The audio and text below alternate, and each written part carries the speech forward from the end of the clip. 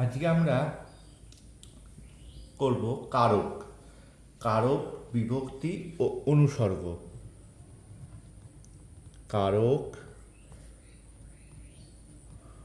বিভক্তি ও অনুসর্গ।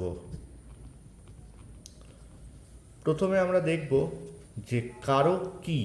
প্রথমে আমরা জানবো হচ্ছে কারক কি।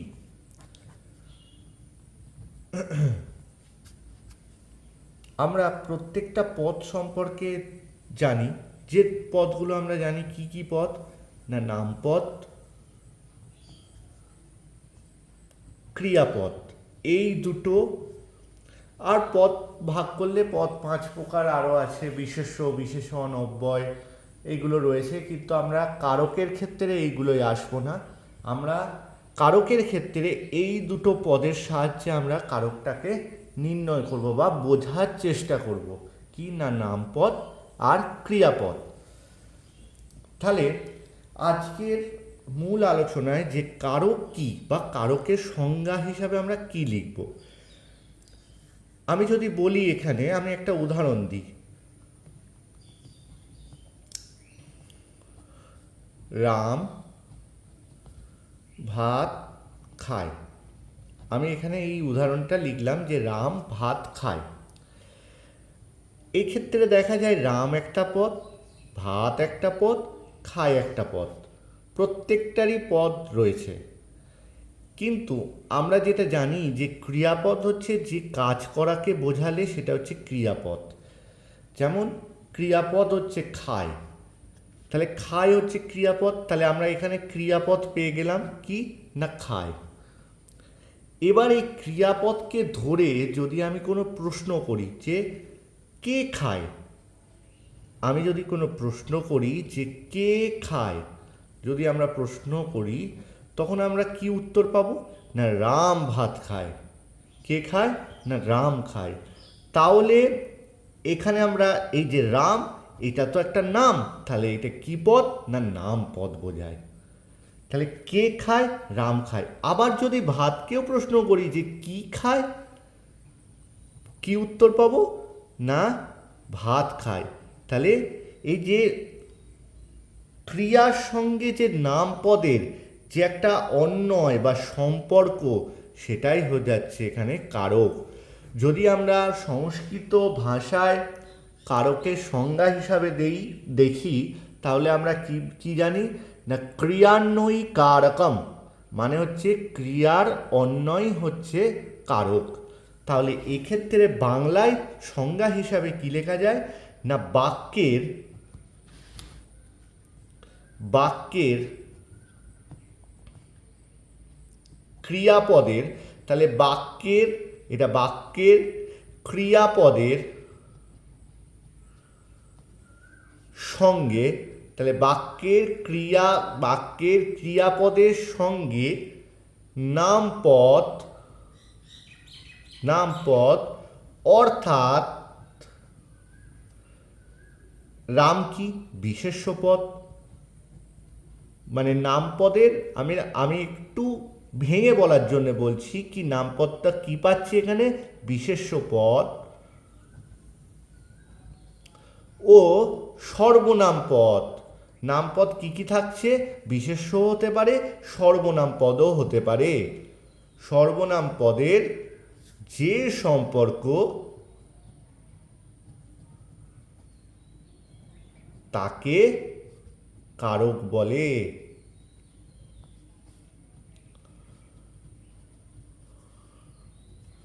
তাহলে বাক্যের ক্রিয়াপদের সঙ্গে নামপদের, অর্থাৎ বিশেষ্য পদ ও সর্বনাম পদের যে সম্পর্ক, তাকে কারক বলে।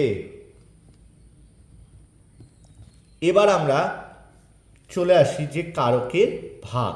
কারক কয় প্রকার? কারককে আমরা ক ভাগে ভাগ করতে পারি? কারককে আমরা 6 ভাগে ভাগ করতে পারি। কি কি না, কর্তৃকারক,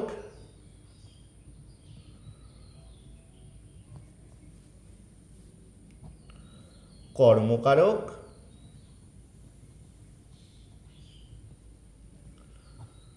করণকারক,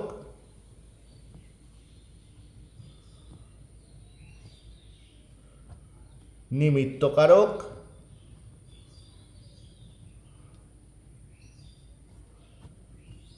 অপাদানকারক,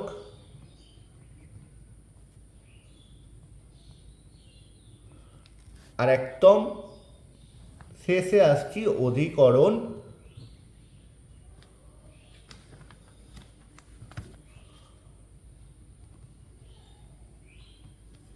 কারক।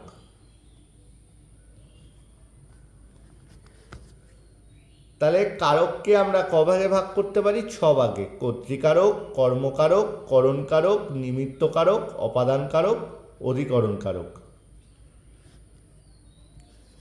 এবার প্রত্যেকটা ভাগের কিছুটা আলোচনা আমরা এখানে দেখব। যেমন একটা ছকের সাহায্যে সেটাকে আমরা আরো ভালো করে বিস্তারিত জানবো। যেমন কি না, আমি এখানে প্রশ্ন করছি,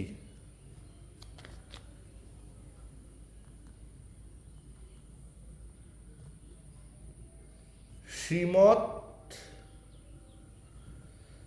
একটা উদাহরণ লিখে নিই দিয়ে প্রশ্নটা করছি।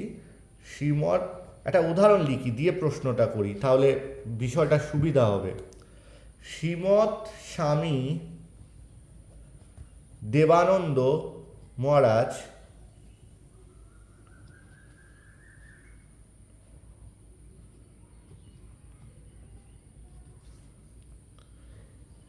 মেদিনীপুর আশ্রমের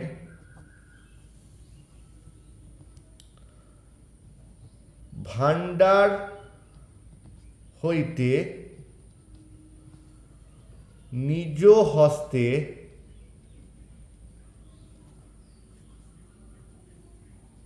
বন্যার্তদের ত্রাণ সামগ্রী প্রদান করছেন। তাহলে আমি একটা উদাহরণ লিখলাম কি না, শ্রীমৎ স্বামী দেবানন্দ মহারাজ মেদিনীপুর আশ্রমের ভাণ্ডার হইতে নিজ হস্তে বন্যার্তদের ত্রাণ সামগ্রী প্রদান করছেন। এবার আমরা এটাকে কয়েকটা ভাগে ভাগ করি। প্রথমে দেখো, প্রথম ভাগ আসছি না প্রশ্ন এলাম, তারপরের ভাগ হচ্ছে ক্রিয়া অর্থাৎ ক্রিয়াপদ, তারপরে হচ্ছে উত্তর, যে প্রশ্নটা করেছি তার উত্তর পাবো, এবং শেষে রাখলাম যে কারকটা কি হচ্ছে আমরা সেটা দেখব। প্রথম আমরা কি দেখব বলেছি না, প্রথম আমরা দেখব কোনো উদাহরণের ক্রিয়াপদটা। এক্ষেত্রে গোটাটা শ্রীমৎ স্বামী দেবানন্দ মহারাজ মেদিনীপুর আশ্রমের ভাণ্ডার হইতে নিজ হস্তে বন্যার্তদের ত্রাণ সামগ্রী প্রদান করেছেন। এক্ষেত্রে আমাদের ক্রিয়াপদ কোনটা না প্রদান করেছেন। তাহলে আমরা এখানে লিখে দিই যে প্রদান করেছেন হচ্ছে ক্রিয়াপদ, প্রদান করেছেন এটা আমাদের ক্রিয়াপদ। এবার এই প্রদান করেছেনটাকে রেখে আমি প্রত্যেকটা পদের আমি প্রশ্ন করে যাব। প্রথম কি প্রশ্ন করব না কে প্রদান করেছেন, উত্তর কি পাবো না শ্রীমৎ স্বামী দেবানন্দ, শ্রীমৎ স্বামী দেবানন্দ। তাহলে উত্তর হচ্ছে শ্রীমৎ স্বামী দেবানন্দ। তারপরে প্রশ্ন করি আমি, তারপর প্রশ্ন হচ্ছে কি প্রদান করেছেন, কি প্রদান করেছেন না কি প্রদান করলেন তিনি না ত্রাণ সামগ্রী প্রদান করলেন। উত্তর আমি কি পেলাম না ত্রাণ সামগ্রী প্রদান করলেন। তাহলে উত্তর হচ্ছে ত্রাণ সামগ্রী, ত্রাণ সামগ্রী প্রদান করলেন। তারপর কি পাচ্ছি, কি প্রশ্ন করছি না কি দ্বারা প্রদান করেছেন। কিসের দ্বারা প্রদান করলেন? না উত্তর কি আছে? নিজ নিজ হস্তে। তাহলে নিজ হস্তে প্রদান করেছেন। তাহলে কি উত্তর হবে? না নিজ হস্তে। নিজ হস্তে প্রদান করলেন। কি কিসের দ্বারা প্রদান করলেন? না নিজ হস্তে প্রদান করলেন। তাহলে কে প্রদান করেছেন? শ্রীমৎ স্বামী দেবানন্দ। কি প্রদান করেছেন? না ত্রাণ সামগ্রী প্রদান করেছেন। কি দ্বারা প্রদান করেছেন? না নিজ হস্তে প্রদান করেছেন। তারপরে কি পাচ্ছি? তারপরে পাচ্ছি কার জন্য প্রদান করেছেন। তারপরে প্রশ্ন করছি আমি, না কার জন্য প্রদান করেছেন। না কার জন্য? না এখানে আছে বন্যার্তদের জন্য। বন্যার্তদের বন্যার্তদের জন্য প্রদান করলেন। তাহলে কার জন্য প্রদান করলেন? বন্যার্তদের জন্য প্রদান করলেন। এখনো প্রশ্ন করা যাবে, যেমন না কোথা থেকে প্রদান করলেন। প্রশ্ন লিখি এখানে, না কোথা থেকে প্রদান করলেন। কোথা থেকে প্রদান করলেন। কোথা থেকে প্রদান করেছেন। কি উত্তর পাবো? না উত্তর পাবো, চলে এসো এখানে উদাহরণে চলে এসো, না আশ্রমের, এইখানে দেখো আশ্রমের ভাণ্ডার হইতে। তাহলে তাহলে আমরা কি পাচ্ছি? না আশ্রমের ভাণ্ডার হইতে। আশ্রমের ভাণ্ডার হইতে প্রদান করলেন। তাহলে আমাদের এখানে কি উত্তরটা হবে? না উত্তর হবে আশ্রমের ভাণ্ডার হইতে। আচ্ছা, এখনো প্রশ্ন করা যাবে, কিরকম? না কোথায় প্রদান করেছেন। এটা কোথা থেকে হয়েছে, এবার কোথায় প্রদান করলেন। কোথায় প্রদান করলেন? চলে এসো এখানে, না মেদিনীপুর। দেখো মেদিনীপুরে প্রদান করলেন। নিজেরা খাতায় লিখে নিলে সুবিধা হবে। খাতায় একটু লিখে নেবে উদাহরণগুলো পরপর। যে পরপর উদাহরণগুলো আমি লেখাবো, এখানে একটা যেমন উদাহরণ লেখালাম, তারপরে আবার এখানে একটা উদাহরণ লেখাচ্ছি। এই উদাহরণগুলো সব খাতায় লিখে নেবে, তাহলে বুঝতে আরও সুবিধা হবে। তাহলে কোথায় প্রদান করেছেন? না মেদিনীপুর। লিখি মেদিনীপুর। আচ্ছা, এবার আমরা একটা ছকে আসি, তারপর জিনিসটার আমরা কারক কি হচ্ছে সেটা বলবো। ছকটা হচ্ছে এরকম, না প্রশ্নগুলো আগে করি। কি প্রশ্ন? না কে, তারপর আসি কি বা কাহাকে, তারপর হচ্ছে কি বা দ্বারা,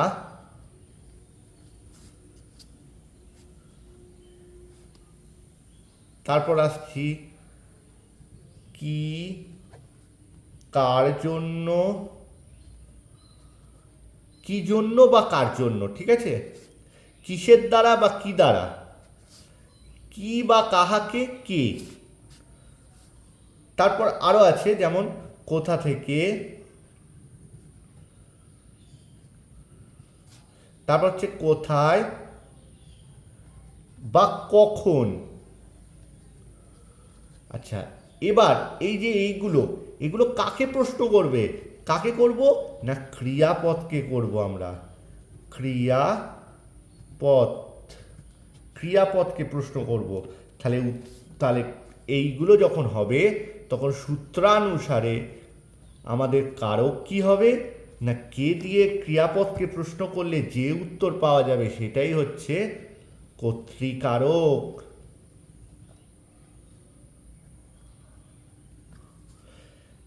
কি বা কাহাকে দিয়ে প্রশ্ন করলে যে উত্তর পাওয়া যাবে সেটা কি হবে? না কর্মকারক।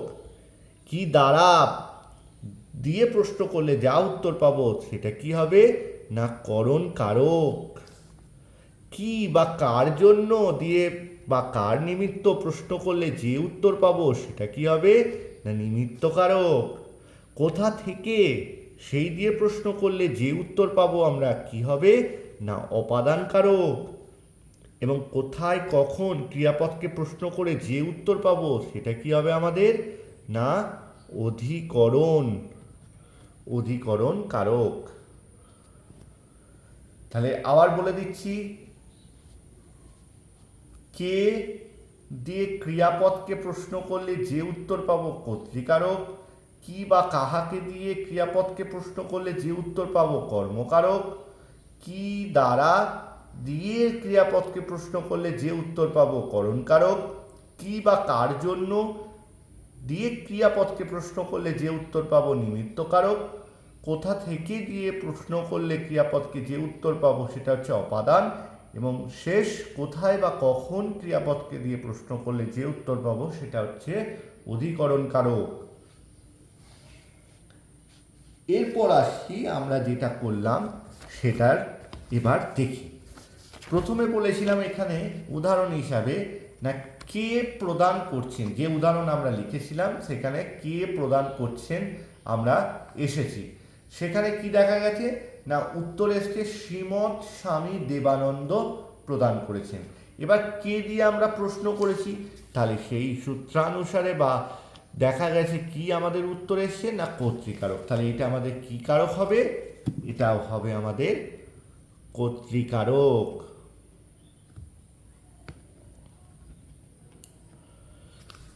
কি প্রদান করেছেন, তা ত্রাণ সামগ্রী। কি উত্তর হয়েছে আমাদের, কর্মকারক। তাহলে এখানে আমাদের কি উত্তর হবে, না কর্মকারক। তারপরে কি এসছে, কি দ্বারা প্রদান করেছেন। কি দ্বারা প্রদান করেছেন, না নিজ হস্তের দ্বারা প্রদান করেছেন। তাহলে কি উত্তর এসছে আমাদের, করণকারক। তাহলে কি কারক উত্তর এলো, না করণকারক। তারপরে কি আছে, কার জন্য প্রদান করেছেন, কার, না বর্ণাত্মদের জন্য। তাহলে এখানে আমাদের কি হলো, নিমিত্ত কারক। তাহলে আমরা কি পেয়ে গেলাম, না নিমিত্ত কারক। এরপর হচ্ছে কোথা থেকে প্রদান করেছেন, না আশ্রমের ভাণ্ডার হইতে। কোথা থেকে কি উত্তর পেলাম আমরা, অপাদান। এবং শেষ কোথায়, কোথায় প্রদান করেছেন, না মেদিনীপুরে প্রদান করেছেন।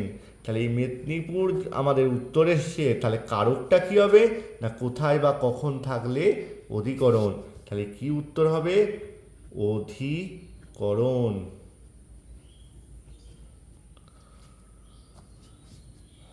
আশা করি বোঝা গেছে। এরপর কারকের আরো অনেক এই ভাগগুলোর আবার ভাগ রয়েছে, যেমন কর্তৃ, কর্ম, প্রত্যেকটারই একটা করে ভাগ রয়েছে। সেই ভাগগুলো নেক্সট ক্লাসে বোঝাবো। এখন হচ্ছে আমরা বিভক্তি ও অনুসর্গ সম্পর্কে একটু ধারণা নিয়ে নিই, ছোট করে ধারণা নিয়ে নিই। কারক করতে গেলে বিভক্তির খুবই প্রয়োজন। কেন প্রয়োজন, না আমি একটা উদাহরণ দিয়ে সেটা বুঝিয়ে দিচ্ছি যে বিভক্তি কেন দরকার। এই কিছুদিন আগে কিছু বছর আগে আমাদের করোনা কোভিড-19 হয়ে গেছে। তাই কোভিড-19 নিয়ে আমি একটা উদাহরণ লিখছি, সেটা হচ্ছে করোনা কে সকলে ভয় করে। তাহলে করোনাকে সকলে ভয় করে, এই একটি বাক্য। এটা একটা বাক্য যদি এভাবে লেখা হয়, করোনা, এইটাকে আমরা যদি এইভাবে লিখি কোনো কারণে, যে করোনা সকল ভয় করে। দেখো ভালো করে বুঝবে যে করোনাকে সকলে ভয় করে, এই বাক্যটা সম্পূর্ণ বাক্য, না করোনা সকল ভয় করে এটা সম্পূর্ণ বাক্য। নিশ্চয়ই এটাই সম্পূর্ণ বাক্য যেটা প্রথমে লিখলাম। সেকেন্ডে যেটা লিখলাম সেটা অসম্পূর্ণ বাক্য। কেন, এবার এই অসম্পূর্ণভাবের মনোভাব প্রকাশ করবার জন্য শব্দগুলোতে একটা বিশেষ চিহ্ন যোগ করতে হয়। যেমন বিশেষ চিহ্নটা কি না করোনা প্লাস কে, এটাই হচ্ছে বিশেষ চিহ্ন। আরেকটা বিশেষ চিহ্ন আছে কি না সকল যুক্ত এ, সকলে। ঠিক আছে, তাহলে এই যে কে এ এই চিহ্নগুলো, এই বিশেষ চিহ্নগুলো যোগ করার জন্য একটা বিভক্তি তৈরি, এইগুলোই হচ্ছে বিভক্তি। এইগুলোকে বলা হয় অর্থহীন, এইগুলোর কোনো অর্থ নেই, কে বা এর কোনো অর্থ নেই, অতএব অর্থহীন বর্ণগুলোকে বলা হয়, এই অর্থহীন বর্ণগুলোকেই বলা হয় বিভক্তি। ঠিক আছে, এইগুলো জুড়ে একটা সুন্দর দেখে বাক্য, সম্পূর্ণ বাক্য তৈরি করে। বাক্য সম্পূর্ণ করতে শব্দের সঙ্গে যুক্ত অর্থহীন বর্ণগুলিকে বলা হয় বিভক্তি। তাহলে বিভক্তির সংজ্ঞা কি আসছে না বাক্য সম্পূর্ণ করতে শব্দের সঙ্গে যুক্ত অর্থহীন বর্ণগুলোকে বলা হয় বিভক্তি। যেমন কি কি বিভক্তি হতে পারে? এ বিভক্তি, কে বিভক্তি, অন্তুস্থ বিভক্তি, তে বিভক্তি, র বিভক্তি, এর বিভক্তি আর শূন্য বিভক্তি। ঠিক তেমনি যেমন বিভক্তির কথা বললাম, ঠিক তেমনি অনুসর্গেরও কিছু কাজ আছে, যার ফলে অনুসর্গর জন্য এই বাক্যগুলোকে সুন্দর দেখায়। কিছু কিছু ক্ষেত্রে দেখো, বিভক্তি অনুসর্গের যদি ভাগ করতে যাই তাহলে অনেকটা বড় ক্লাস হয়ে যাবে, অতএব খুব ছোট ছোট সংজ্ঞা হিসাবে বা ছোট বোঝানোর জন্য আমি এগুলোকে একটু ছোট ছোট করে বললাম। যেমন বিভক্তিগুলো বলে দিলাম, এই বিভক্তিগুলোরই সমস্ত কারকের সঙ্গে, এই যে কারকগুলোর সঙ্গে কাজ রয়েছে। এবং অনুসর্গ হচ্ছে, আমি আগে অনুসর্গ যেগুলো হয় সেগুলো একটু লিখে নিই। যেমন হচ্ছে দ্বারা, দিয়া, হইতে, থেকে, জন্য, অনেক অনেক অনেক অনুসর্গ রয়েছে। ঠিক আছে, এবার অনুসর্গগুলো বিভিন্ন অর্থে ব্যবহার হয়। যেমন কোনো অভাব অর্থে যদি ব্যবহার করি আমরা, বই, বিহনে, বিনা। যদি বলি হেতু মানে কারণ অর্থে তরে, নিমিত্ত, লাগি, এইগুলো কারণ। আবার যদি সীমা অর্থে, সীমা মানে অনেক অনেকটা দূর পর্যন্ত, অবধি মানে তার কোনো শেষ নেই যেগুলো, হ্যাঁ, সেই রকম ধরনের। এইভাবে আমরা অনুসর্গগুলোকে অনেক অনেক অনেক অনেক অনুসর্গ আমরা পেয়ে যাই। আরও যদি দেখি অনু, প্রতি, বিভিন্ন রকম অনুসর্গ বিভিন্ন উপসর্গ হিসাবে ব্যবহার, মানে উপসর্গ এবং অনুসর্গের যে ব্যবহার সেগুলো আলাদা ওইভাবে ক্লাসে দেখানো হবে। তবে আমার মনে হয় যে অনুসর্গ এই কটা আমাদের কারকের ক্ষেত্রে কিন্তু এই কটাই হচ্ছে বেশি প্রযোজ্য। দ্বারা, দিয়া, হইতে, আরও আসে, উদাহরণ হিসাবে সেগুলো দেখানো হবে বা বোঝানো হবে।